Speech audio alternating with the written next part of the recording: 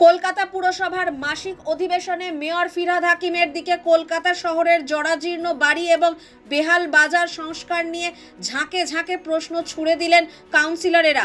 গত কয়েক মাসে অগ্নিকাণ্ডের জেরে জেরবার হওয়ার ঘটনার কথা তুলেও সরব হন তারা।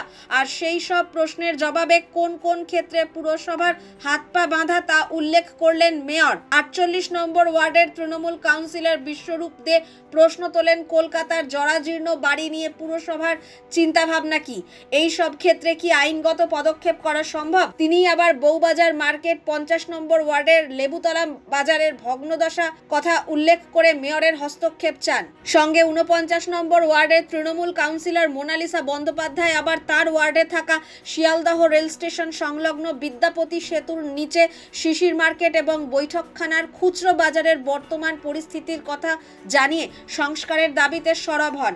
জবাবে মেয়র বলেন, কলকাতার অনেক বাজারই এখন চিন্তার কারণ। শহরের মধ্যে অনেকটা জায়গা আনপ্ল্যান্ড সিটির মতো গড়ে উঠেছে। মধ্য কলকাতা ও পুরনো কলকাতার বেশ কিছু বাজার আছে যেখানে রাস্তাগুলো খুব সরু। সেই সময়ে হয়তো ঠিক ছিল, কিন্তু আজ খুব সমস্যার কারণ। সরকারি বা পুরসভার বাজার হলে আমরা সরাসরি হস্তক্ষেপ করতে পারি, কিন্তু বেসরকারি বা মালিকানাধীন বাজার হলে আমরা সরাসরি হস্তক্ষেপ করতে পারি না। তিনি আরও বলেন, সম্প্রতি 70 নম্বর ওয়ার্ডের কাউন্সিলর অসীম বসু যদু বাজারের মালিক কর্তৃপক্ষকে আমাদের কাছে এনেছিলেন। তাদের সঙ্গে আলোচনা হয়েছে, তাদের সঙ্গে কথা বলেই আমরা বাজার সংস্কারের কাজে হাত দেব।